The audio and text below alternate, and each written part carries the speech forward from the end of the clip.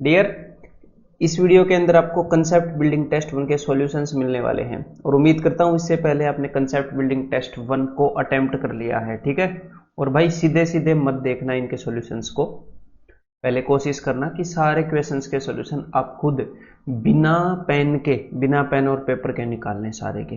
हो सकता है आपको भाई बिना पेन और पेपर को करने में कुछ क्वेश्चंस के अंदर टाइम लगे, लेकिन फिर भी मैं आपको यही बोलूंगा कि बिना पेन और पेपर के ही करना सभी को। ठीक है, और मेरी जब आप सारी बातें मानोगे ना तो ही आपके ज्यादा चांसेस है एग्जाम क्लियर होने के। तो चलिए भाई, अब मैं आपको सॉल्यूशंस बता देता हूं इनके सभी के। तो मैं उस वे से सॉल्यूशन नहीं बताऊंगा कि भाई मैं क्लास में लेक्चर ले रहा हूं, मैं बस सॉल्यूशंस बताऊंगा, जो आपको समझ में नहीं आएगा वो वाला आप देख लेंगे। तो बिल्कुल हम इस हिसाब से कोर्स को कर रहे हैं ना कि भाई कम से कम टाइम में आपकी अच्छी तैयारी हो सके। स्टार्ट करते हैं भाई। The sum of money that will produce rupees 1770 interest in 7.5 साल। तो 7.5 साल के अंदर 8% पर एनम से इतना इंटरेस्ट हुआ है, वो सम ऑफ मनी हमने बताना है। तो भाई एक साल में अगर 8% ब्याज होता है तो 7.5 साल में कितने परसेंट ब्याज होगा? तो 7.5 साल से मल्टीप्लाई करूंगा मैं 8% को, तो 8 इंटू 7 हो गया अपना 56 प्लस 8 इंटू हाफ, 8 गुना आधा, 8 का आधा होता है 4, तो कुल मिलाकर हो गया जी 60%। तो 60% इंटरेस्ट हो जाएगा, 60% ब्याज हो जाएगा 7.5 साल में। लेकिन एग्जामिनर ने बोला इतने रुपए हो गया, तो कुल मिलाकर बात क्या है कि 60% की वैल्यू है 1770। 60% किसका भाई? 60% प्रिंसिपल का, मूलधन का, जो भी रुपए उधार दिए हैं उनका। तो 60% की वैल्यू इतनी हो गई, 1% की वैल्यू हो जाएगी 1770/60 और 100% की वैल्यू क्या हो जाएगी? गुणा में 100। तो ये जब आप करोगे तो आपका आंसर आ जाएगा ऑप्शन ए। तो ये मैं हमेशा आपको यूनिटरी मेथड से बता देता हूं, लेकिन हमेशा मैं कैसे देख रहा होता हूं, इसको मेंटली गुणा किया और आप भी ऐसे देखोगे तो 60% आया। और 60% का मतलब होता है 3/5, मतलब जो प्रिंसिपल है उसका 3/5 है ये उसका 60% है। अगर ये प्रिंसिपल को 3/5 से गुणा करने पर आया है तो इसको 5/3 से गुणा करने पर प्रिंसिपल आएगा। परसेंटेज में बेसिक सी बातें तो मैंने आपको बताई है। तो सिंपल इंटरेस्ट कुछ नहीं है, मतलब परसेंटेज का छोटा बच्चा है सिंपल इंटरेस्ट, परसेंटेज का बच्चा। अगर आपको परसेंटेज अच्छे से समझ में आ गया तो उसी की अंडरस्टैंडिंग चलेगी। और कंपाउंड इंटरेस्ट भी परसेंटेज का बच्चा है और प्रॉफिट एंड लॉस भी। ठीक है, तो अब अगले क्वेश्चन की तरफ चलते हैं। Honey Singh borrowed ₹5,000 from Diljit. तो भाई हनी सिंह ने दिलजीत से 5,000 रुपए लिए सिंपल इंटरेस्ट पर, और दलजीत गोट ₹500 more than his capital after 5 years. और 5 साल के बाद दलजीत को 500 रुपए ज्यादा मिले उसकी कैपिटल से। तो रेट ऑफ इंटरेस्ट बताओ। तो देखो यार, सीधा सीधा दिख रहा है कि भाई दलजीत से 5,000 रुपए लिए थे हनी सिंह ने और 500 रुपए एक्स्ट्रा दिए, और जो भी रुपए एक्स्ट्रा देते हैं वो क्या होता है? इंटरेस्ट बोलते हैं उसको, एक्स्ट्रा फीस जो भी उसने दी है रुपए को यूज करने की। तो यहां पर उसने 10% फीस दी है, 10% एक्स्ट्रा रुपए दे दिए हनी सिंह ने। भाई गाने नहीं चल रहे थे तो लेने पड़ गए रुपए, कभी कभी हो जाता है। ठीक है, अब तो फिर से चलने लगे। तो 10% यहां पर उसने इंटरेस्ट दिया, कितने सालों में? 5 सालों में। तो 5 ईयर्स के अंदर 10% इंटरेस्ट दिया, तो एक साल में कितना इंटरेस्ट दे रहा होगा? तो एक साल में ब्याज दे रहा होगा भाई, एक ईयर में, ईयर्स नहीं होगा, 2%। तो रेट ऑफ इंटरेस्ट इज 2%। ये तो बिल्कुल बेसिक है दिमाग को गर्म करने के लिए। आगे वाले क्वेश्चन आपके कंसेप्ट को बिल्ड करते हैं। The rate percent per annum at which 1200 amounts to ₹1440। तो भाई 1200 रुपये प्रिंसिपल था, तो कितनी रेट ऑफ इंटरेस्ट होगी कि जो अमाउंट है वो 1440 हो जाए? तो सबसे पहले तो हम ये देखेंगे कि भाई ब्याज कितना लगा। तो 1440 में से 1200 को घटाएंगे, 1440 में से 1200 को घटाएंगे तो आ जाएगा 240 रुपए। ये क्या है? ये है इंटरेस्ट, ब्याज। तो सीधा सीधा देख लो ब्याज कितने परसेंट लगा। तो ब्याज लगा 20%। इंटरेस्ट कितना है? 20%। कितने सालों में लगा है 20%? 4 सालों में लगा है। तो भाई 4 ईयर्स के अंदर 20%, तो एक साल के अंदर कितना ब्याज लगा होगा? 20/4, 5%। तो रेट ऑफ इंटरेस्ट कितना है? Option A. What principal will amount to 15,000। तो कौन सी राशि है जिसका अमाउंट, जिसका मिश्र धन, मतलब कौन सी राशि बढ़कर 15,000 हो जाएगी 10% पर एनम पर 5 साल में। तो देखो भाई, अगर हर एक साल 10% ब्याज लगेगा तो 5 साल में टोटल कितना ब्याज लग चुका होगा? 10% हर एक साल ब्याज लगेगा तो 5 साल में 50% ब्याज लग चुका होगा। ठीक है, लेकिन इन्होंने बोला है कि राशि बढ़कर, पहले जो प्रिंसिपल है वो बढ़कर, तो पहले अगर प्रिंसिपल 100% होता है और 50% ब्याज लगेगा तो वो बढ़कर 150% हो जाएगा। और इन्होंने बोला है बढ़कर वो इतनी हो गई, मतलब कि 150% की वैल्यू कितनी है? ये 150 मतलब कि 15,000, तो 1% की वैल्यू कितनी हो जाएगी? 100, तो 100% की वैल्यू कितनी हो जाएगी? 100 इंटू 100 10,000। ठीक है, तो आंसर इज ऑप्शन। ये तो वैसे देख के पता लग जाता है, 50% ज्यादा है, 150% की जगह ये है, तो आंसर हो गया ऑप्शन ए।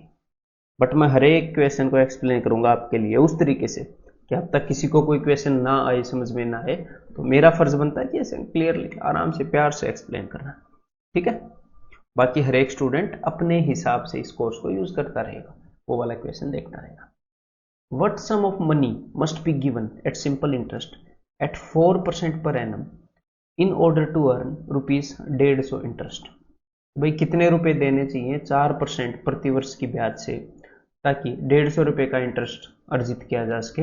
150 रुपए इंटरेस्ट इन 1 ईयर, एक साल के अंदर।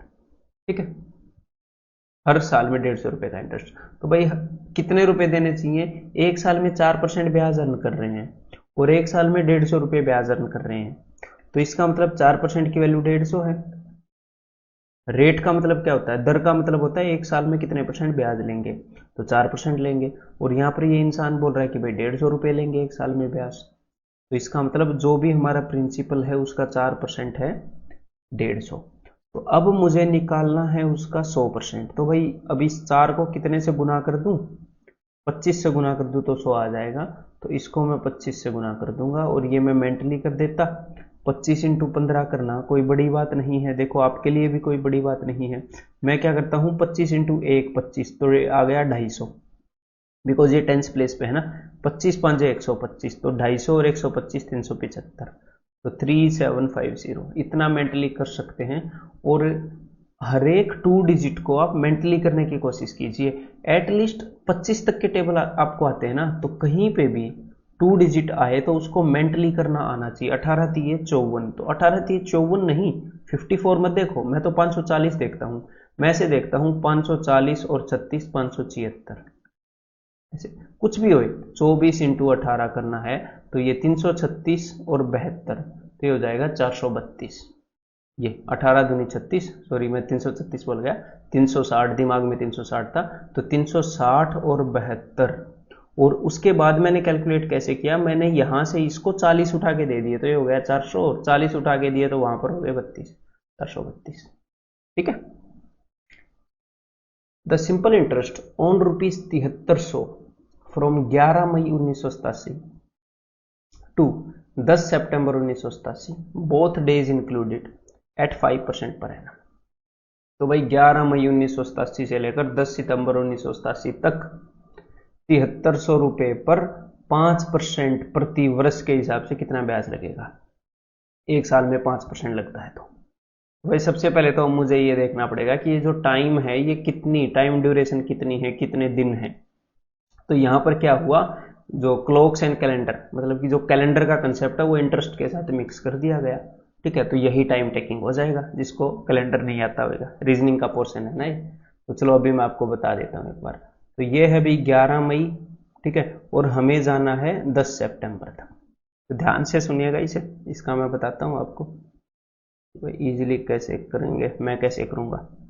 तो 11 मई, मई के बाद आता है जी जून, उसके बाद आती है जुलाई, जून जुलाई अगस्त आएगा, फिर आएगा जी सितंबर।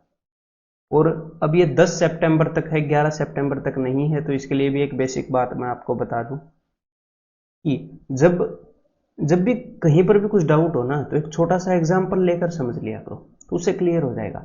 अगर मैं आपको ये बोलूं कि 1 जनवरी से लेकर 2 जनवरी तक टोटल कितने दिन हैं, 1 जनवरी से लेकर 2 जनवरी तक, तो आप ये ना बोलो कि भाई 2 में से 1 गया 1, 1 जनवरी से लेकर 2 जनवरी तक जाऊंगा तो मुझे एक दिन का फासला तय करना पड़ेगा, एक दिन का डिफरेंस आएगा। लेकिन अगर मैं ये बोलूं 1 जनवरी से लेकर 2 जनवरी तक बोथ डेज इंक्लूडेड, दोनों दिन को इंक्लूड करूं, ठीक है, इसने यही बोला है ना, ये days included, both days, starting वाला भी और एंड वाला भी। तो 1 जनवरी से अगर आप 2 जनवरी में से 1 जनवरी को घटाओगे तो आएगा तो एक ही दिन, लेकिन अगर दोनों को इंक्लूड करोगे तो ओवरऑल 2 दिन बनेंगे। अगर मैं बोलूं 1 जनवरी से लेकर, अगर एग्जाम्पल को थोड़ा और सुधारना चाहूं, अगर मैं बोलूं 1 जनवरी से लेकर 3 जनवरी तक, तो ये मत करना 3 में से 1 घटा दिया, 2 दिन, 2 डेज। अगर मैंने दोनों दिनों को इंक्लूड किया है ना, 1 जनवरी को भी 3 जनवरी को भी, दोनों को इंक्लूड किया है और बीच वालों को तो ऑफ कोर्स, तो टोटल 3 में से 1 घटाया 2 + 1 ऐसे दिन आते हैं, ठीक है। तो एक्चुअल में क्या है, एक्चुअल में अगर मैं ये बोलूं, ये मैं क्यों समझा रहा हूं, ये मैं इसलिए समझा रहा हूं कि अगर मैं 11 जनवरी से 11 फरवरी तक जाऊंगा, 11 जनवरी से 11 फरवरी, और बीच में अब एक तो ये डाउट आता है कि भाई 30 दिन लूं, 31 दिन लूं, कौन से लूं। तो सबसे पहले तो आप दिन उतने लेंगे जिस भी महीने का आखिरी पोर्शन उस ड्यूरेशन में कवर हुआ है। जैसे अगर हम 11 जनवरी से चलेंगे तो 11 जनवरी, 12 जनवरी, ऐसे डॉट डॉट डॉट डॉट, 31 जनवरी, फिर 1 फरवरी, ऐसे डॉट डॉट डॉट डॉट 11 फरवरी। तो ये जो 31 और 30 वाला जो पोर्शन बीच में यूज हुआ है, जो हिस्सा यूज हुआ है, वो जनवरी का हुआ है, ना कि फरवरी का। फरवरी में 28 या 29 दिन होते हैं, तो फरवरी का जो पिछले वाला हिस्सा यूज नहीं हुआ ना, जनवरी का हुआ है। तो जनवरी में जितने भी दिन हैं उतने दिन लिए जाएंगे इसमें। जनवरी में 31 दिन है ना, तो यहां पर आप 31 दिन लोगे कि भाई 11 जनवरी से 11 फरवरी तक। लेकिन अगर वो ये बोले ना बोथ डेज इंक्लूडेड, तो भाई तो टोटल 32 दिन हो जाएंगे, ठीक है, तो टोटल 32 दिन हो जाएंगे। मतलब 11 जनवरी से 11 फरवरी तक अगर दोनों दिनों को इंक्लूड करते हैं तो एक दिन एक्स्ट्रा हो जाएगा। अदरवाइज अगर हमने एक महीना देखना है ना, एक महीना, अगर आपको ये देखना है कि सिर्फ एक महीना, तो वो 11 जनवरी से लेकर 10 फरवरी तक हो जाएगा, ठीक है। अगर मैं यहां पर बोलूं, थोड़ी सी प्रैक्टिस करा दूं आपको इसी बहाने, अगर मैं बोलूं 10 फरवरी से लेकर, और ये फरवरी है अपनी नॉन लीप ईयर, लीप वर्ष वाली नहीं है भाई, ठीक है भाई, नॉन लीप ईयर, तो 10 फरवरी से अगर मैं 9 मार्च तक का बोलूं तो एक पूरा महीना हो गया, 10 तारीख से लेकर 9 तारीख तक पूरा महीना। लेकिन इसमें दिन कितने होंगे, नॉन लीप ईयर वाली बात है। और जो बीच वाला पोर्शन है, जो 28 दिन वाला पोर्शन है, वो फरवरी वाला है ना। मार्च को तो मौका ही नहीं मिला अपना टैलेंट दिखाने का, 30 और 31 दिन कितने हैं, वो मौका मिला ही नहीं मार्च को, 9 तारीख तक ही गए मार्च में। तो 28 दिन होंगे टोटल नॉन लीप ईयर। और अगर यहीं पर लीप ईयर वाली होती, लीप वर्ष वाली होती, तो 29 दिन हो जाते, 29 फरवरी हो जाती। अगर मैं यहीं पर यह बात करूं कि 12 मार्च से लेकर, मार्च के बाद अप्रैल आता है, 11 अप्रैल तक कि 30 दिन हो गए, 31, तो यहां पर किसको अपना टैलेंट दिखाने का मौका मिला, 30 और 31 वाला पोर्शन किसका आया है, मार्च का आया है। तो 12 तारीख से लेकर अगले महीने की 11 तारीख तक पूरा महीना हो जाएगा। और ये जो जिसका भी ये पोर्शन आया ना, उसमें जितने भी दिन होते हैं 31 दिन हो जाएंगे, ठीक है। तो ये सिंपल सा एक कंसेप्ट है, कैलेंडर का कंसेप्ट है? मैंने कैलेंडर आप लोगों को कराया है नहीं, जैसे भी आपने खुद कैलेंडर पढ़ा हो, जहां से भी किया हो, देन ये चीज आपको पता होगी पहले से, लेकिन इन क्वेश्चन को कराने के लिए मैंने अभी आपको बता दी, ठीक है। तो और अगर टाइम मिला तो रीजनिंग आपको है नहीं करवा दूंगा मैं। देखो तो 11 मई से जून तक, अब यहां पर मैं देखूंगा कि मई में कितने दिन होते हैं। क्लियर है भाई, मई को अपने दिन दिखाने का टैलेंट मिलेगा। और ये 11 मई से 11 जून तक मैं कैलकुलेट नहीं कर रहा, एक्चुअल में मैं यहां पर 11 मई से 10 जून तक कैलकुलेट कर रहा हूं। लेकिन यहां पर मैं क्या कर रहा हूं, अब मैं इसके एंड वाले दिन को कैलकुलेट ही नहीं कर रहा, या फिर मोटी मोटी मैं आपको बात बताऊं, आखिरी वाले दिन कर दूंगा मैं सारा हिसाब, आखिरी वाले दिन। यहां पर मैं एंड वाले दिन को कैलकुलेट नहीं कर रहा, ठीक है। मैं 11 से 10 जून तक का हिसाब कर रहा हूं, फिर 11 जून से 10 जुलाई, ऐसे, लेकिन वो कॉम्प्लेक्स हो जाएगा, तो कुल मिलाकर मैं आखिरी में हिसाब कर दूंगा, ठीक है।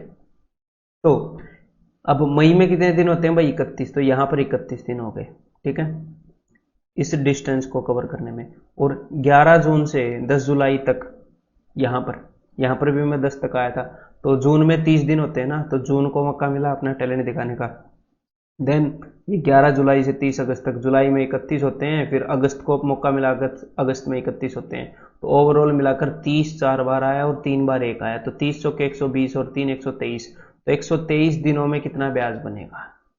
ठीक है, तो ये सिंपल सी प्रोसेस मैंने डिटेल में आपको समझा दी है। अब 123 दिन हो गए ना, अब अपने क्वेश्चन की तरफ आते हैं। तो देखो भाई, पूरे साल में कितना ब्याज बनता है, पूरे साल में बनता है 5% ब्याज। तो 365 दिनों में कितना ब्याज बनता है, 365 दिनों का ब्याज बनता है 5%, मतलब कि 5 इंटू 73, किसका 5%, 7300 का। तो 7300 का 1% कितना है, 1% है इतना, तो 5% कितना है, 5% हो गया 5 इंटू 73, तो ये 365 डेज का इंटरेस्ट है। तो एक दिन का कितना इंटरेस्ट होएगा, तो एक दिन का इंटरेस्ट हो जाएगा 5 इंटू 73 बाई 365। ठीक है भाई, और 123 दिन हुए थे ना, तो 123 दिनों का कितना इंटरेस्ट हो जाएगा, इंटू 123, बस ये सिंपल सी बात है। अगर 124 दिन हुए होते तो 124 का बोल देते। तो अब यहां पर क्या होएगा, हम कैंसिल आउट कर देंगे। ये मेरे को याद है 73 5 365, या 5 से इसको कैंसिल आउट करते, कैंसिल करते 73 आता, फिर उससे काट लेते, तो 123 रुपये आंसर हो जाएगा। क्लियर है। ये मेरे को क्यों याद है, क्योंकि एग्जामिनर कई बार 7300 का 5% कई बार पूछ चुका है। जब भी वो दिनों का इंटरेस्ट पूछता है ना, 10 दिनों का, 20 दिनों का, 30 दिनों का, तो यही काम करता है, या फिर 7300 का मल्टीपल ले लेता है, 14600 ले लेगा। ये क्योंकि भैया एग्जामिनर के बाद बचते ही नहीं है। अगर कंसेप्ट को आप अच्छे से समझोगे, डिटेल में बेसिक से समझोगे, तो आपको पता लगेगा एग्जामिनर के पास कंसेप्ट ही नहीं है, उसी चीज को बार बार यूज कर रहा है, उसी क्वेश्चन को हो सकता है बार बार ना करे, लेकिन उसी कंसेप्ट को जरूर कर रहा है बार बार। देखो, the sum of money that will give ₹1 as interest per day at the rate of 5% per annum simple interest is. तो वो कौन सा सम ऑफ मनी है, वो कितनी राशि है जो एक दिन का ₹1 इंटरेस्ट देगी 5% पर एनम के हिसाब से। तो देखो, एक दिन का इंटरेस्ट कितना है, एक दिन का इंटरेस्ट है ₹1, तो 365 दिन का इंटरेस्ट, तो 365 दिन का इंटरेस्ट हो जाएगा ₹365। मैं तो सिर्फ ये देखना चाह रहा हूं कि भाई एक साल का इंटरेस्ट कितना है, तो 365 दिन मतलब कि 1 ईयर, तो 1 ईयर का इंटरेस्ट है ₹365। लेकिन एग्जामिनर बोल रहा है कि रेट है 5% पर एनम, मतलब कि एक साल का इंटरेस्ट है 5%। ठीक है, एक साल का इंटरेस्ट है 5%, तो इट मीन्स 5% जो है वो ₹365 के बराबर है। 5% ₹365 के बराबर है। एक साल में इतने रुपए ब्याज बनता है। तो 1% की वैल्यू कितनी होगी भाई, इसको काट दो, 5 7 35, 5 3 15, ₹73। जितने भी राशि है उसका 1% ₹73, और उस राशि का 100% कितना हो जाएगा, ₹7300। तो इसका आंसर क्या हो जाएगा, ऑप्शन डी। ठीक है। Nitin borrowed some money at the rate of 6% per annum for the first 3 years. वही पहले 3 साल के लिए 6% पर एनम पर, 9% per annum for the next 5 years, 13% per annum for the period beyond 8 years. If the total interest paid by him at the end of 11 years, 11 साल के बाद उसने टोटल इतना ब्याज दिया, तो the money borrowed by him was, तो उसने कितना रुपया उधार लिया था। तो सिंपल सी बात है, देखो टाइमलाइन ये मन में चलनी चाहिए, वैसे तो टाइमलाइन मैं यहाँ पर दिखा रहा हूँ। तो भाई 6% के लिए उसने ब्याज लिया फॉर द फर्स्ट 3 ईयर्स, पहले 3 साल के लिए उसने 6% रेट पर ब्याज दिया। 9% पर annum for the next 5 years, अगले 5 साल के लिए उसने 9% पर एनम पर लिया। तो अब तक कितने साल हो गए टोटल, अब तक 8 साल हो गए, और टोटल उसने कितने साल के लिए ब्याज लिया था, 11 साल के लिए, तो 8 में 3 और रह गए है ना। तो अगले 3 ईयर्स के लिए, अगले 3 साल के लिए उसने 13% पर annum for the period beyond 8 years, ये 8 साल के बाद का जो पीरियड है इसके लिए उसने 13% पर एनम के हिसाब से ब्याज लिया।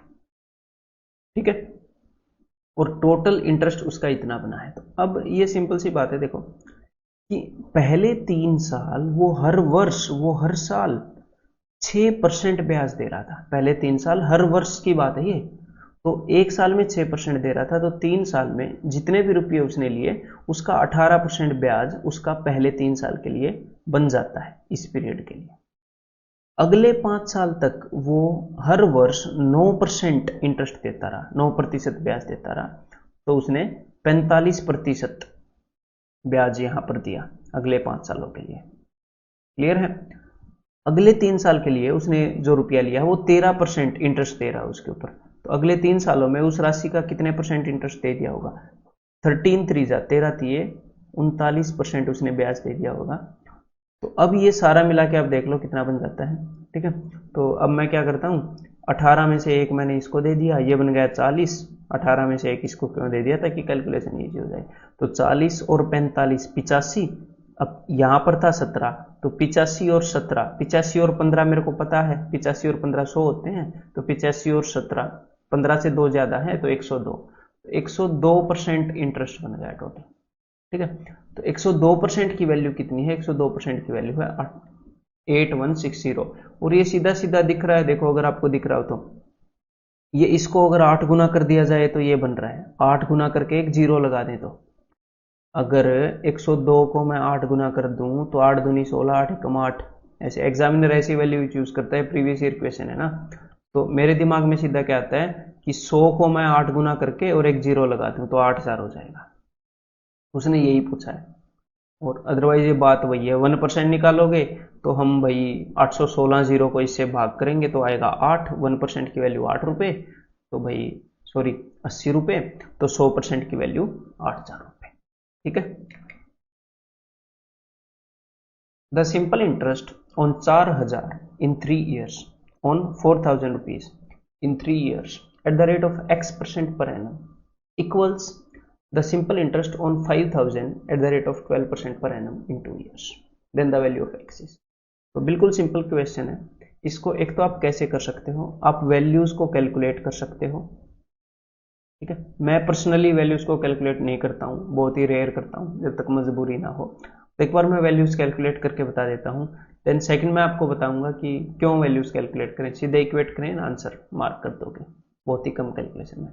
देखो वो ये बोल रहा है कि भाई 4000 रुपए के ऊपर 3 साल में X% पर एनम के हिसाब से जो भी ब्याज लगा, जो भी सिंपल इंटरेस्ट लगा, वो बराबर है 5000 रुपए पर 12% पर एनम में 2 साल में जो भी ब्याज लगा उसके बराबर। तो 12% पर एनम के हिसाब से 2 साल में 24% ब्याज लगा होगा। 24% ब्याज लगा होगा ना, 12 दूनी 24, 24%। तो इसका 24% कितना आएगा? इसका 1% है 50, इसका 1% है 50, तो 24% कितना होगा? ये हो जाएगा भाई 1200, 1200। 24 5 120, 1200। तो 1200 इंटरेस्ट लगा। तो और ऊपर जो इंटरेस्ट लगा वो भी 1200 लगा होगा। 4000 रुपए के ऊपर जो ब्याज लगा वो भी 1200 लगा, उन्होंने यही बोला है। तो 3 साल में अगर 1200 रुपये ब्याज लगा है तो 1 साल में कितना ब्याज लगा होगा? 1 साल में ब्याज लगा होगा 400 रुपये, सीधा सीधा दिख रहा है। तो ये जो 400 रुपये ब्याज लगा है, ये ब्याज लगा है 4000 रुपये पर, 4000 रुपये पर। तो भाई कितने % लगा है? सीधा सीधा दिख रहा है 10%। तो रेट कितनी है? ऑप्शन ए 10%। तो हमें एग्जैक्टली मैंने ब्याज कैलकुलेट किया एंड देन वहां पर उससे इक्वेट किया। तो एक तो ये तरीका हो सकता है इस टाइप के क्वेश्चंस में। अदरवाइज मैं क्या करता हूं, देखो कि भाई 3 साल तक हर साल कितना ब्याज लगा? हर साल X% लगा। जब हर साल, अब नीचे वाली सिचुएशन देखो तब समझ में आएगा, हर साल 12% लगा और 2 साल तक लगा, तो आप बोल रहे हो 12 इंटू 2 24% ब्याज लगा। तो ऐसे ही मैं ऊपर बोल रहा हूं, ऊपर मैं क्या बोल रहा हूं? 3 इंटू एक्स, तो 3x% ब्याज लगा। ठीक है, तो नीचे मैं क्या बोल रहा हूं? देखो सेकंड सिचुएशन में ब्याज लगा 24%, तो 24% किसके बराबर है? इसका 1% बताओ भला। इसका 1% बराबर है 50 के, 2 के बाद पॉइंट लगाएंगे 1% आ जाएगा। तो 24% किसके बराबर होएगा? 24 इंटू 1%, 24 इंटू 50। यहां पर इतना ब्याज लगा, यहां पर इतना ब्याज लगा। तो फर्स्ट वाली सिचुएशन में कितना ब्याज लगा? फर्स्ट वाली सिचुएशन में जो इंटरेस्ट है वो इतना % है, लेकिन 1% की वैल्यू क्या है? 3 इंटू एक्स, 3x% है ना, और 1% की वैल्यू है 40। तो 3x into 40 is equal to 24 into 50। मैं तो ऐसे लिखता होता हूं। अब इनको काट लेते हैं कि भाई 0 से 0 गया और 4 से ये सीधा देखो 4 इंटू 3 12, 12 से सीधा 12 दूनी 24। तो भाई x की वैल्यू क्या आ गई? 5 दूनी 10। तो वो ब्याज कितना बना, क्या बना, वो कैलकुलेट करने की जरूरत नहीं है, सिंपली आप ऐसे इक्वेट कर देते हो। तो और कई बार मौका मिलता है ऐसे इक्वेट करने का। The ratio of the principal and the amount after 1 year is this. तो भाई प्रिंसिपल है अपना 10 और अमाउंट है अपना 12, और अमाउंट के अंदर क्या होता है, प्रिंसिपल और इंटरेस्ट। मिश्र धन के अंदर क्या होता है, मूलधन प्लस ब्याज, मूलधन जमा ब्याज। तो इसका मतलब इसका ब्याज कितना है, इसका ब्याज है 2 रुपये।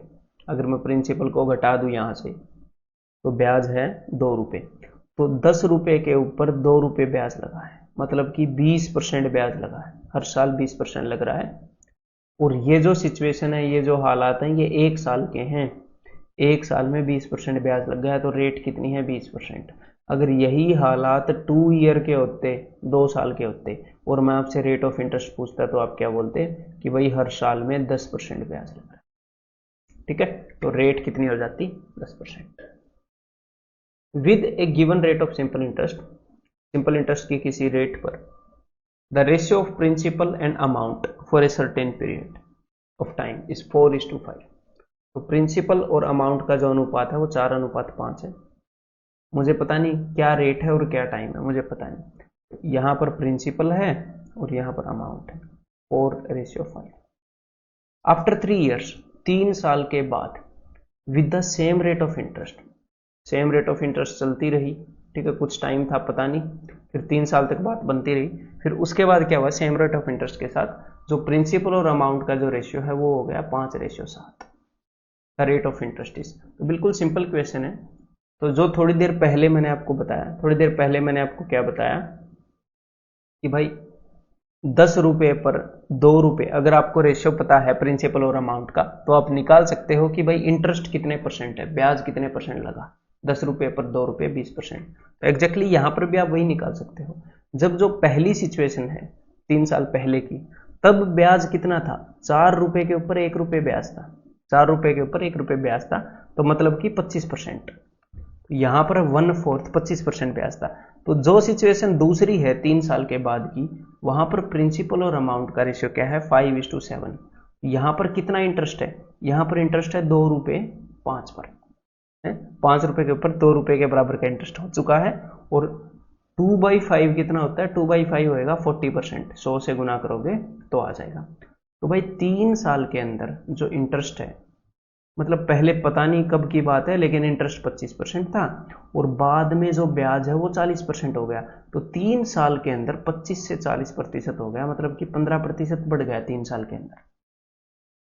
तो भाई 3 साल में 15% ब्याज बढ़ गया, तो हर एक साल में कितना बढ़ रहा होगा, हर एक साल में कितना ब्याज एक्स्ट्रा जुड़ रहा होगा, हर एक साल में 5% जुड़ रहा होगा। तो कुल मिलाकर बात क्या है, कुल मिलाकर हर साल में 5% इंटरेस्ट जुड़ रहा था, और यहां पर रेट ऑफ इंटरेस्ट ही पूछी है। तो ये तो बात हो गई अगर उन्होंने रेट ऑफ इंटरेस्ट पूछी है तो। या फिर यहां पर एक और चीज पूछ सकते हैं, एक और चीज क्या पूछ सकते हैं, अगर मैं आपसे ये पूछ लूं कि भाई ये जो पहली वाली सिचुएशन है, the ratio between principal and amount जो 4:5 हुआ, ये कितने साल के बाद हुआ था, रुपए देने के कितने साल के बाद की सिचुएशन है पहले वाली। तो भाई हर साल में जो रेट ऑफ इंटरेस्ट है, हर साल का जो ब्याज है वो 5% है। जो पहले वाली सिचुएशन है तब तक ब्याज 25% हो चुका था। तो 5% होते होते 25% होने में कितना टाइम लग जाता है, 5 साल लग जाते हैं। मतलब जो पहली वाली सिचुएशन है वो 5 साल के बाद आई, और जो दूसरे वाली सिचुएशन है वो 8 साल के बाद आई। क्लियर है, सिंपल सी बात है।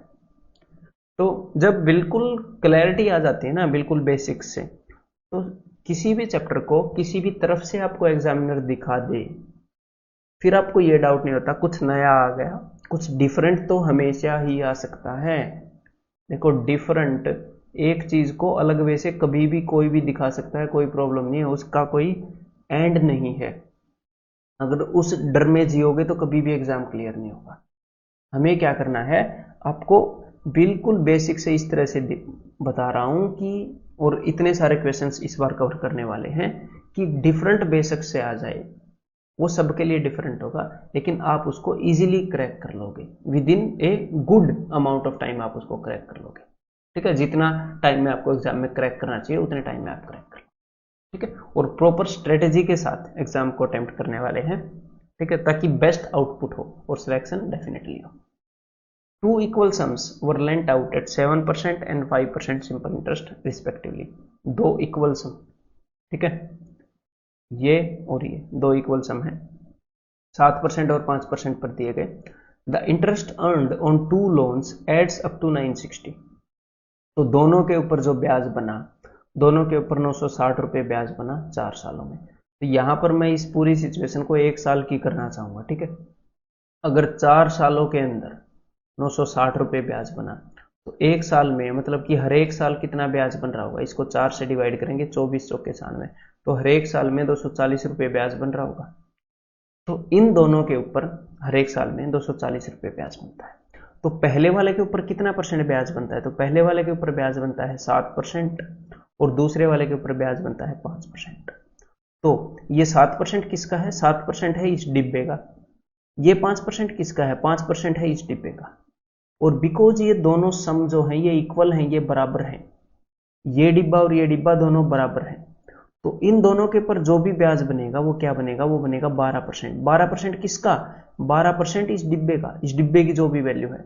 ये मत बोल देना 2 डिब्बों का, ऐसे मत बोल देना, ठीक है। क्यों, क्योंकि ये भी कई बार बच्चों को डाउट हो जाता है, तो इसलिए मैं एक बार x मान के बताता हूं कि मान लो पहले वाली चीज x है और दूसरे वाली चीज x है। तो यहां पर जो इंटरेस्ट है, यहां पर जो ब्याज बन रहा है वो क्या है, वो है 7% ऑफ x। यहां पर जो ब्याज है वो क्या है, वो है 5% ऑफ x।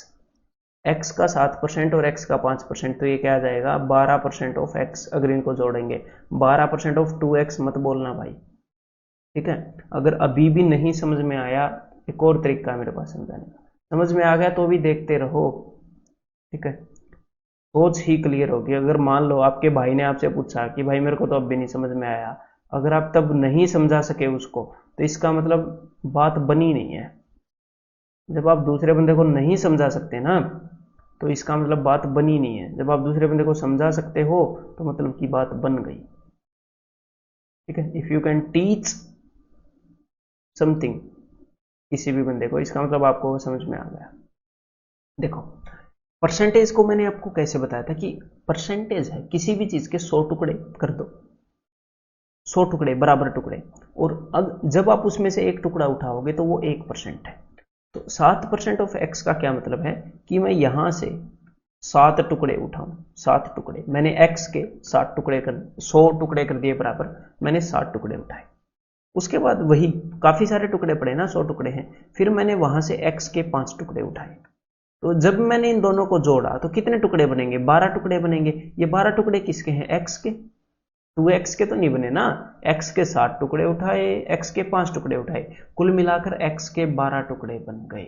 ऐसे ही x का 7%, x का 5%, कुल इन दोनों को जोड़ा गया तो x का 12%। तो ये जो भी वैल्यू आएगी, मतलब जो इसका 7% और इसका 5%, इसको जब मैं जोड़ूंगा तो ये हो जाएगा 12% ऑफ, अभी मैं डिब्बा लेना की रहने देता हूं, फिर समझ में नहीं आएगा, 12% ऑफ x। और 12% ऑफ x की वैल्यू क्या है, 240 रुपए। तो सीधा सीधा दिख रहा है यार, वो 20 गुना है, 12 दूनी 24, 1% ऑफ x की वैल्यू कितनी है, 20 रुपए। तो 100% ऑफ x की वैल्यू कितनी है, 2000 रुपए, ठीक है, 2000 रुपए। तो यहां पर भाग के सीधा ऑप्शन सी पर मत टिक कर देना। 100% ऑफ x मतलब कि ये जो एक डिब्बा है ना, इसकी वैल्यू है 2000 रुपए और इस दूसरे की है 2000 रुपए, बराबर सम दिया था उन्होंने, ठीक है। इस पर 7% ब्याज लग रहा था, इस पर 5% ब्याज लग रहा था, इसका 7% और इसका 5% दोनों मिलाकर 240 हो रहे थे, ठीक है। मतलब कि 12% ऑफ x इज 240, ये x है, इसका 12% 240। तो इसका मतलब आंसर क्या होगा, दोनों मूलधनों का कुल योग क्या है, दोनों मूलधनों का कुल योग है 4000, तो 4000 आंसर आएगा। समझ में आ गया, क्लियर है। यहां पर मैं एक और बार फिर से बताना चाहूंगा, गुंजाइश कहीं पर भी रहनी नहीं चाहिए। देखो है क्या, उसने दो सम दिए, दोनों बराबर हैं, इसको भी मैंने x मान लिया, इसको भी मैंने x मान लिया। पहले पर जो इंटरेस्ट है वो है 7% ऑफ x, दूसरे पर जो इंटरेस्ट है वो है 5% ऑफ x। तो टोटल जो इंटरेस्ट है वो हो गया 12% ऑफ x, और जो टोटल इंटरेस्ट है वो है 240 रुपए। तो 1% of x is equal to 20 रुपए। 100% of x is equal to 2000 रुपये। तो इसका मतलब x इज इक्वल टू 2000 रुपये, लेकिन x रुपए उधार नहीं दिए हैं ना भाई, दो जगह x रुपए उधार दिए हैं, दो सम, टू इक्वल सम्स। तो 2000 रुपये ये, 2000 रुपये ये, टोटल 4000 रुपये उधार दिए हैं। अभी भी समझ नहीं आया दो बार समझाने के बाद, तो आपको किस चीज की जरूरत है? आपको समझाने की जरूरत नहीं है, आपको जरूरत है ब्रेनस्टॉर्मिंग। पेन एंड नोटबुक उठाओ, वीडियो को पॉज करो एंड काम पर लग जाओ। ठीक है, ये सबसे महत्वपूर्ण है, खुद सोचना।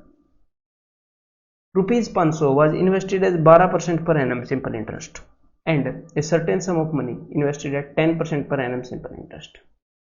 ठीक है, if the sum of interest on both the sum after 4 years is 480, तो सिंपल सी बात है, देखो 500 रुपए को 12% पर दिया गया और पता नहीं कितने रुपए हैं उनको 10% पर दिया गया, और इन दोनों के ऊपर मिलाकर जो ब्याज आया, 4 साल की बात कर रहे हैं। तो देखो भाई 4 साल की बात मुझे तो पसंद है नहीं, मैं तो 1 साल की बात करना चाहता हूं।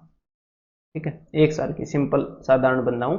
तो 4 साल में 480 रुपये ब्याज बना, तो 1 साल में कितना ब्याज बना होगा? तो 1 साल में ब्याज बना होगा 120 रुपये। तो भाई इन दोनों के ऊपर मिलाकर 1 साल में 120 रुपये ब्याज बनता है। तो देखो पहले वाले के ऊपर तो आप ब्याज निकाल ही सकते हो, दूसरे वाले का हमें पता लग जाएगा। तो पहले वाले के ऊपर कितना ब्याज बन रहा है? 500 का 12% कितना होता है? 500 का 1% होता है 5 रुपये, तो 12% हो जाएगा 60 रुपये। तो दोनों के ऊपर मिलाकर 120 रुपये इंटरेस्ट बन रहा है, जिसमें से 60 रुपये पहले वाले केस में बन रहा है, तो दूसरे वाले केस में भी 60 रुपये बन रहा होगा, तभी तो दोनों मिलाकर 120 होंगे। तो दूसरे वाले केस में 60% इंटरेस्ट बन रहा है, और किसी वैल्यू का 10% 60 है, तो इसका मतलब वो वैल्यू क्या होगी? इसका मतलब वो वैल्यू होगी 600। तो दूसरी जो धनराशि है वो क्या है? वो है 600 रुपये। क्लियर है? चलिए अब आगे बढ़ते हैं।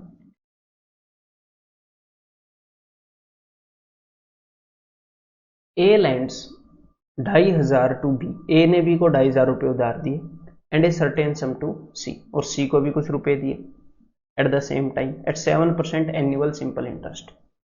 If after 4 years A all together receives 1120 as interest from B and C. तो देखो भाई बी को भी कुछ रुपए दिए, सी को भी कुछ रुपए दिए, ए ने बी को दिए 2500 रुपये और सी को मेरे को पता नहीं कितने रुपए दिए। इन दोनों के ऊपर वो 7% इंटरेस्ट ले रहा है, इसका भी 7%, इसका भी 7%, दोनों का 7% ले रहा है। ठीक है, तो कुल मिलाकर इन दोनों का ही 7% ले रहा है, ऊपर वाले का भी 7%, नीचे वाले का भी 7%। अगर मान लो इस वैल्यू का भी 7% कोई ले रहा है और इसके अलावा एक दूसरी वैल्यू है उसका भी 7% ले रहा है, तो मैं ऐसे बोल सकता हूं कि ये जितना भी है, क्योंकि दोनों जगह 7% ले रहे हैं ना, तो इनको मिलाऊंगा तो ये जितना भी है मिलाकर, इन दोनों को मिलाने के बाद जितना भी बनता है उसका भी 7% ही बनेगा। क्लियर है? एक बार थ्योरेटिकली भी बता दूं आपको कि 7% ऑफ ए, ऐसे ही क्लियर होएगी बात, plus 7% of B is equal to 7% मैंने कॉमन ले लिया। 7% क्या होता है? 7/100 into a plus 7/100 into B is equal to 7/100 मैंने कॉमन ले लिया, अंदर बच गया ए प्लस बी, तो 7% ऑफ ए प्लस बी, मतलब इन दोनों के जोड़ का भी 7% बनेगा।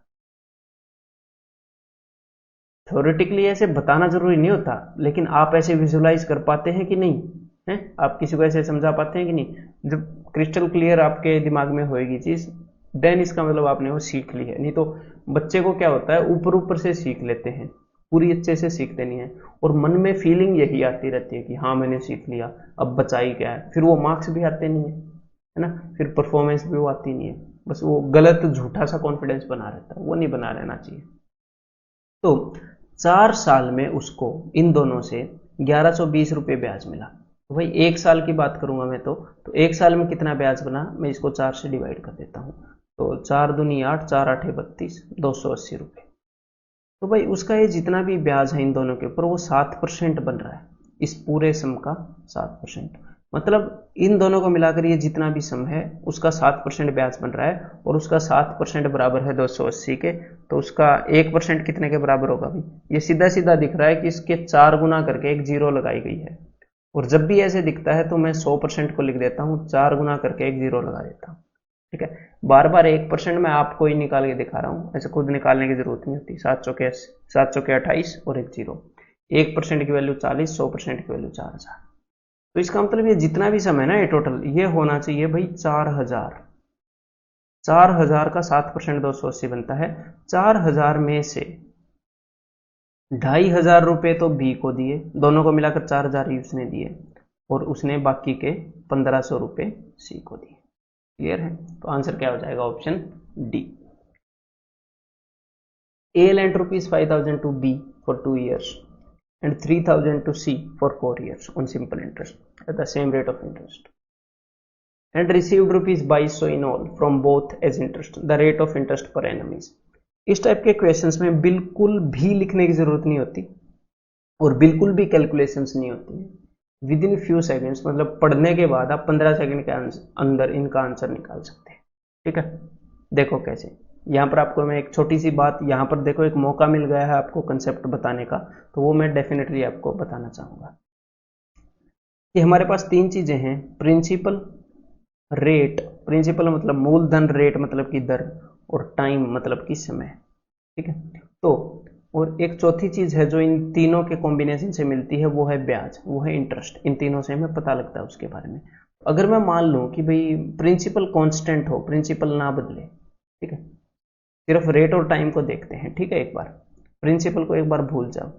तो अगर मैं ये बोलूं कि 10% की दर से 8 साल के लिए अगर मैं आपको रुपए देता हूं, मैं आपको रुपए उधार दे रहा हूं 10% की दर से 8 साल के लिए, तो ब्याज कितना बनेगा? तो आप बोलोगे 80%। अगर मैं बोलूं कि 8% की दर से 10 साल के लिए आपको मैं ब्याज दे रहा हूं, तो ब्याज कितना बनेगा? आप बोलोगे उतना ही बनेगा। अगर वो वैल्यू सेम है तो, अगर प्रिंसिपल सेम है तो उसको नहीं बदल रहा मैं, इसीलिए कांस्टेंट बोला था। अगर मैं बोलूं कि भाई इसको एक बार 8 और 10 को हटाओ, अगर मैं 5% के हिसाब से दूं, तो मैंने यहां पर आधा किया ना, और इसको मैं कर दूं डबल, 16। फीलिंग आई ना कि रेट आधी कर दी और टाइम डबल हो गया, तो ब्याज तो उतना ही बनेगा। रेट आधी होगी तो टाइम डबल हो गया, 16×5 = 80, है ना? समझ में आ गया? अगर मैं 20%, अगर मैं इसको डबल कर दूं, अगर रेट 20% कर दी जाए, तो आधे टाइम में ही, सिर्फ 4 साल में 80% ब्याज अचीव हो जाएगा। तो रेट एंड टाइम से हम ऐसे खेल सकते हैं ना, अगर हमने इंटरेस्ट को सेम मेंटेन करना है तो। समझ में आ गया? अगर मैं ये बोलूं कि भाई अगर 40% रेट के हिसाब से दूं, अगर इसको मैंने 4 गुना कर दिया, यहाँ पे डायरेक्टली आपको दिखेगा, अगर इसको मैंने 4 गुना कर दिया, तो इसको 4 से डिवाइड करो, तो 2 साल में ही 80% अचीव हो जाएगा। तो ये तो मैंने आपको रेट एंड टाइम की अंडरस्टैंडिंग बता दी। ठीक है, ये क्या होती है, जब ये अंडरस्टैंडिंग बंदे को होए, ये प्रैक्टिकली होए, तो वो इसको अप्लाई कर सकता है, अपनी कैलकुलेशंस बचा सकता है। तो यही चीज अब मैं आपको लगाऊंगा। देखो, एक बार रेट को भूल जाओ, रेट कांस्टेंट है, रेट को भूल जाओ, यहाँ रेट है ही नहीं, रेट सेम है। ठीक है, अगर मैंने दिए हैं कहीं पर 4000 रुपए दिए हैं, प्रिंसिपल है 4000 रुपए मैंने 10 साल के लिए दिए हैं, तो जो भी ब्याज होगा, मेरे को पता नहीं कितना ब्याज होगा, हमें रेट पता ही नहीं। ठीक है, तो 4000 रुपए 10 साल के लिए दिए हैं, अगर उसी की जगह किसी ने 8000 रुपए दिए होते और उतना ही ब्याज चाहिए, हमें उतना ही ब्याज चाहिए, तो डबल रुपए दिए हैं और उतना ही ब्याज चाहिए, तो आधे टाइम के अंदर काम चल जाएगा, तो 5 साल में उतना ही ब्याज अचीव कर लेंगे। समझ में आई कि बात नहीं? ठीक है, 4000 के कंपैरिजन में अगर 8000 रुपए दिए हैं, तो आधे टाइम में वो बात बन जाएगी। और सिर्फ इस क्वेश्चन की बात नहीं है, अगर ये अंडरस्टैंडिंग आपकी है तो कई जगह पर आप अपना टाइम बचाएंगे। ठीक, तो रिलैक्स हो गए, बिना टेंशन के सीखा करो जो भी मैं सिखाऊं। अगर सिर्फ 2000 रुपए में दूं, 4000 किसी दूसरे बंदे ने दिए जिसका नाम है ए और मेरा नाम है बी, भूतेश, तो अगर मैं 2000 रुपए दूं और मेरे को उतना ही ब्याज चाहिए जितना उस बंदे ने कैलकुलेट किया है, तो मेरे को उससे डबल टाइम तक रुपए दे के रखने पड़ेंगे, क्योंकि मैंने रुपए तो आधे ही दिए, तो 20 साल में जाकर उस जितना ब्याज कर पाऊंगा। ठीक है, तो ये मैंने रेट एंड टाइम के बीच में आपको बताई थी थोड़ी देर पहले रिलेशन, अब मैंने प्रिंसिपल और टाइम के बीच में बताई, ऐसे ही प्रिंसिपल और रेट के बीच में रिलेशन है। ठीक है, और ये रिलेशन कोई ये नहीं है कि अब आप ये रिलेशन याद रखोगे, कॉमन सेंस का नाम है ये रिलेशन। अगर टाइम कांस्टेंट है, अगर मैं बताऊं कि भाई मान लो टाइम जितना भी है मुझे पता नहीं, जो भी है सेम है, कि भाई 8,000 रुपये दिए किसी ने 10% के ब्याज के दर से, ठीक है, 8,000 रुपये दिए, इसके ऊपर कुछ ब्याज बनेगा कुछ टाइम में, टाइम कितना भी हो, 10 साल हो 20 साल हो, लेकिन जितना भी है सेम है। तो भाई 8,000 रुपये 10% पर दिए। एक दूसरा बंदा है वो बोल रहा है कि भाई मैं सिर्फ 4,000 रुपये दे रहा हूँ, ये भूतेश है, मैंने 8,000 रुपये दिए 10% पर। दूसरा बंदा बोल रहा है देख तेरे को टक्कर दे के दिखाऊंगा, मैं सिर्फ 4,000 रुपये दूंगा। तो फिर मैंने उसको क्या बोला, तेरे को 20% रेट रखना पड़ेगा, रुपए आधे दिए हैं और तूने उतना ही ब्याज कमाना है, तो भाई रेट ज्यादा रखनी पड़ेगी। समझ में आ गई बात, कॉमन सेंस की बात है। अब देखो कभी कभी क्या होता है, जब ऐसे कंपैरिजन वाली वैल्यूज होती हैं, इस कॉमन सेंस से इजीली हम बिना कैलकुलेशन किए क्वेश्चन को ऐसे चुटकियों में कर सकते हैं। देखो अब मैं इसको कई तरीकों से आपको करके दिखाता हूं कि यहां पर उसने क्या बोला है कि भाई 5,000 रुपए दिए उसने 2 साल के लिए और 3,000 रुपए उसने दिए 4 साल के लिए, ठीक है। एक बंदे को 5,000 दिए 2 साल के लिए, एक बंदे को 3,000 दिए 4 साल के लिए, और eight the same rate of interest, जो रेट थी वो सेम थी, और उसको 2,200 रुपए मिले हैं इन ऑल फ्रॉम बोथ। तो यहां पर मैं क्या करना चाहूंगा, देखो एक बार ये लिख देता हूं कि 5,000 रुपए 2 साल के लिए और 3,000 रुपए 4 साल के लिए, और इन दोनों का जो ब्याज है वो मिलाकर उसको मिल गया 2,200। तो देखो भाई मैं क्या करना चाहूंगा, यहां पर ऊपर वाले केस में अलग टाइम है, नीचे वाले केस में अलग टाइम है, मैं इनके टाइम को सेम करना चाह रहा हूं। मैं क्या करना चाह रहा हूं, मैं इनके टाइम को सेम करना चाह रहा हूं। तो मैं ये चाह रहा हूं कि 3,000 रुपए कोई 4 साल के लिए दे दे, या फिर मैं इस 4 साल को है ना मैं बनाना चाह रहा हूं 2 साल, या फिर कोई 2 साल के लिए कितने रुपए दे दे, अगर टाइम आधा हुआ है तो 6,000 रुपए। अगर या तो कोई 3,000 रुपए 4 साल के लिए दे दे ब्याज पर, या कोई 6,000 रुपए 2 साल के लिए दे दे, ब्याज तो उतना ही बनेगा, अगर रेट चेंज नहीं करते ब्याज तो उतना ही बनेगा। तो मैंने इसको हटा दिया, मैंने क्या कर दिया कि 3,000 4 साल के लिए दे दो या 6,000 2 साल के लिए, बात तो एक ही है, मैंने कुछ चेंज थोड़ी किया है, कैलकुलेशन करना चाह रहा हूं मैं तो सीधा साधा। तो इसका मतलब इस सिचुएशन को मैंने क्या बना दिया, इन दोनों को जोड़ दो कि 11,000 रुपए ब्याज बनेगा 2 साल में। कि ये जो सिचुएशन है ये उसी सिचुएशन के बराबर है, कौन सी सिचुएशन के बराबर, अगर कोई 11,000 रुपए दे दे ब्याज पर 2 साल के लिए तो उसको 2,200 रुपए ब्याज मिलेगा। अगर 2 साल में 2,200 मिलेगा तो 1 साल में बताओ भाई जरा कितना मिलेगा, तो 1 साल में मिलेगा 1,100 ब्याज, तो 11,000 पर 1,100 ब्याज मिल जाएगा। ये तो उसी सिचुएशन के बराबर है, मतलब कि रेट ऑफ इंटरेस्ट 10% है। तो आंसर क्या आ गया, ऑप्शन डी। समझ में आ गया? समझ में नहीं आया तो इसको दोबारा देखो, ये बताने में कोई भी फ्लो या गड़बड़ नहीं थी, ठीक है। अब दूसरे तरीके से ही बताता हूं इसको, एन नंबर ऑफ वेज आप इसको कर सकते हो, कोई दिक्कत ही नहीं है। तो एक्चुअल स्टेटमेंट क्या थी कि भाई 3,000 रुपए 4 साल, तो अब मैं ऊपर वाले को भी 4 साल करना चाह रहा हूं, ठीक है, अपनी मर्जी है। तो 5,000 की बजाय मैं क्या कर दूं, अगर 2,000 की बजाय मैं 4 साल करना चाहूं, अगर डबल टाइम में उतना ही ब्याज कमाना है, तो भाई अगर मैं यहां पर 4 साल करना चाह रहा हूं तो आधे रुपए से ही काम चल जाएगा। 5,000 की बजाय मैंने 2,500 कर लिए, यहां पर मैंने कर दिए 4 साल, 2,500 रुपए 4 साल, 5,000 रुपए 2 साल, बराबर की बात है। क्लियर है? तो 4 साल में कितना ब्याज बना है, तो 4 साल में ब्याज बना है इतना, तो 1 साल में कितना ब्याज बनेगा, आप इसको 4 से डिवाइड करो। और यहां पर कितने रुपए आए हैं, यहां पर रुपए आए हैं 5500, 5500 रुपए पर 1 साल में, यहां पर पता है कितना ब्याज निकलेगा, यहां पर ब्याज निकलेगा 550। जब आप इसको 4 से डिवाइड करोगे तो 550, तो सीधा सीधा पता चल जाएगा रेट 10%। मैं पर्सनली ऐसे इतना कॉम्प्लिकेट करना पसंद नहीं करता, ऐसे 4 साल, ठीक है। या तो जो मैंने आपको बताया, जो 2 साल वाला बताया, या तो मैं वो करता हूं, या फिर क्या करते हैं, देखो पर्सनली इतना दिमाग ना लगाए, अगर डायरेक्टली ना दिखे तो मैं सीधा 1 साल पर ले आता हूं कि भाई 5,000 रुपए 2 साल के लिए दिए गए हैं, तो 1 साल के लिए देने हैं तो 10,000 रुपए, ठीक है। 3,000 रुपए 4 साल के लिए दें, या फिर 4 दिए 12, इसको 4 गुना कर रहा हूं मैं।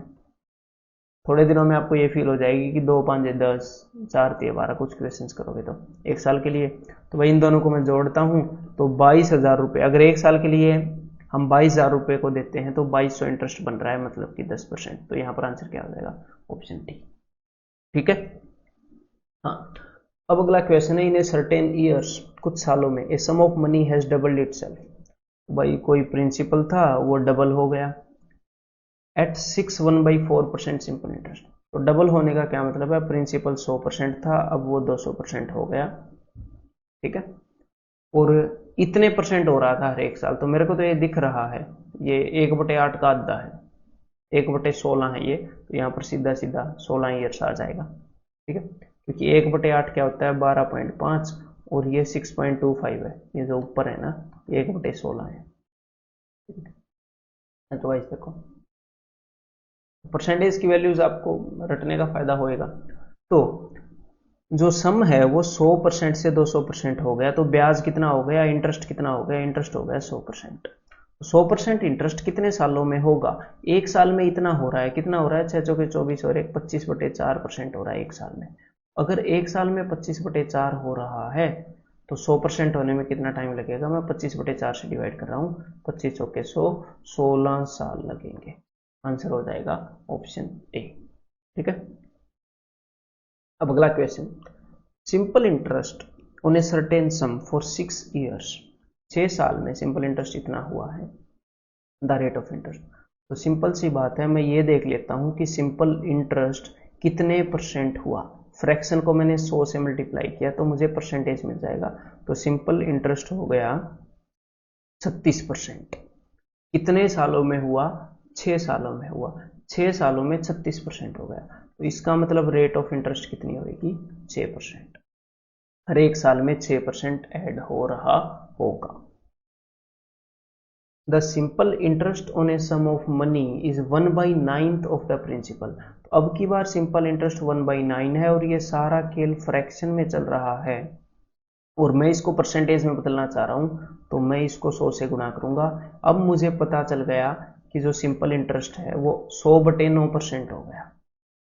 और एग्जामिनर ये बोल रहा है कि भाई the number of years is equal to the rate, कि रेट और टाइम दोनों बराबर हैं, तो सीधा सीधा दिख रहा है यार, इसका स्क्वायर रूट कर लो।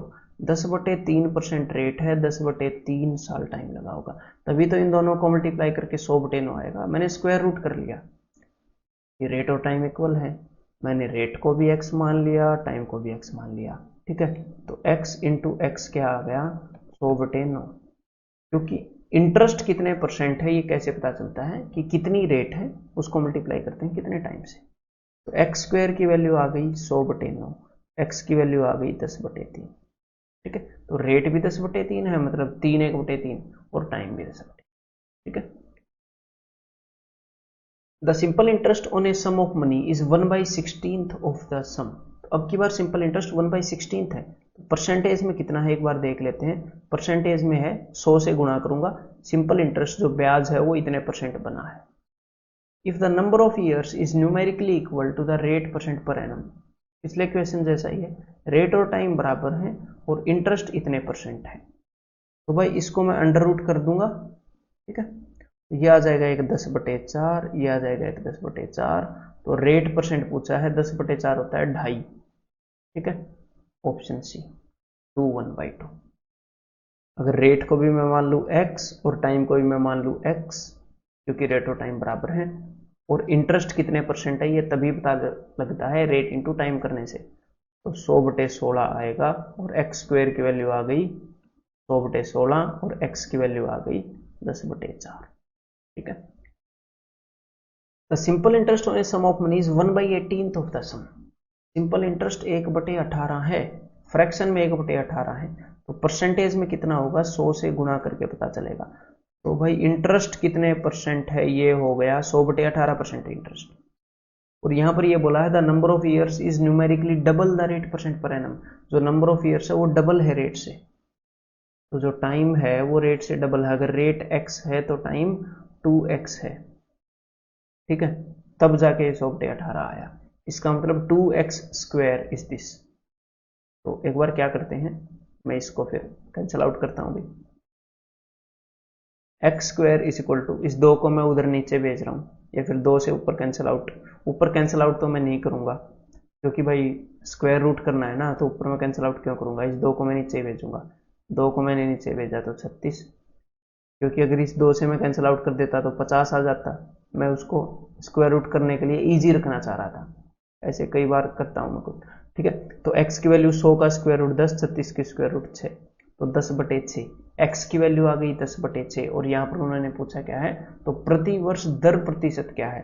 रेट को मैंने x मानना था, तो 10/6, तो 10/6 हो गया भाई 1/2/3, ऑप्शन सी। ठीक है। At what rate of simple interest per annum the interest on a certain sum of money for 10 years, 10 साल के लिए, will be 2/5 part of the amount. एक तो होता है प्रिंसिपल मतलब कि मूलधन, और एक होता है अमाउंट मतलब कि मिश्रधन। तो अब की बार जो अपना वो है सिंपल इंटरेस्ट है, वो प्रिंसिपल का 2/5 नहीं बोल रहा, प्रिंसिपल का कितना हिस्सा है ये नहीं बोला, उसने बोला है अमाउंट का 2/5 है। तो मतलब अगर मैं अमाउंट को 5 मान लूं तो इसका 2/5, तो मैं अमाउंट को मान लेता हूं 100। ठीक है, मैंने अमाउंट को 100 मान लिया, तो इसका 2/5 होता है भाई 40। तो जो इंटरेस्ट है वो हुआ है 40 रुपए। ठीक है, तो अमाउंट के अंदर क्या होता है, प्रिंसिपल और इंटरेस्ट दोनों होते हैं। तो भाई अगर इंटरेस्ट 40 है तो प्रिंसिपल 60 रुपए होगा। अगर इंटरेस्ट 40 है, प्रिंसिपल 60 रुपए होगा और इंटरेस्ट 40 है। लेकिन ऐसा कितने टाइम में हुआ है, ऐसा हुआ है मेरे भाई 10 सालों में। ठीक है, तो 10 सालों में जो ब्याज है वो 40 रुपए हो गया। एक साल में ब्याज कितना होगा, एक साल में 4 रुपए होगा, एक साल में 4 रुपए होगा, तो 60 रुपए के ऊपर 4 रुपए इंटरेस्ट लगा है। तो आप देख सकते हो कितने परसेंट है, 60 पे 4 मतलब कि 4/60। मेंटली कर सकते हो वैसे इसको, 1/15, तो 1/15 मतलब कि 100/15, तो 15×6 = 90 और 6 2/3%। तो इसका आंसर हो जाएगा option B. A man took a loan of ₹3500 at simple interest और as many years as the rate of interest. उतने टाइम के लिए लिया जितनी रेट है, मतलब रेट और टाइम दोनों बराबर है, और उसने 3500 रुपये लिए और उसने 1260 रुपये एज इंटरेस्ट दिए। तो सबसे पहले मैं क्या कहना चाहूंगा, ये देख लो इंटरेस्ट कितने परसेंट है। इस टाइप के क्वेश्चंस में ये देख लेते हैं। तो जो हमारा प्रिंसिपल है, मैं क्या करता हूं, उसका 1% देखता हूं, उसका 1% है 35, और इस 35 से इसको भाग करता हूं कि भाई इसके अंदर 1% कितनी बार आ सकता है। ठीक है, तो मैं इसको 7 से भाग करूंगा, 7 5 बिकॉज मेरे को दिख रहा है 18 7 18 और 5 2 जा 36%। तो इंटरेस्ट हो गया जी 36%। और इंटरेस्ट क्या होता है, इंटरेस्ट होता है, ब्याज क्या होता है, रेट इनटू टाइम। अगर आपको ये देखना है इंटरेस्ट कितने परसेंट है, ब्याज कितने प्रतिशत है, तो दर इंटू समय। और रेट और टाइम दोनों बराबर हैं, तो सीधा सीधा दिख रहा है कि रेट 6% है और टाइम 6 साल है, तभी 36% इंटरेस्ट। तो यहां पर पूछा क्या है कि भाई लोन का पीरियड कितना है, वो है ऑप्शन सी। ठीक है, अब अगली वीडियो के अंदर, अगले कंसेप्ट के अंदर आपको मिलने वाला है कि simple interest is just an AP. Simple interest एक एपी कैसे है वो मैं आपको कराने वाला हूं। ये कंसेप्ट की क्लास होगी, तो उसके अंदर मिलता हूं फिर आपको। ठीक है, टेक केयर।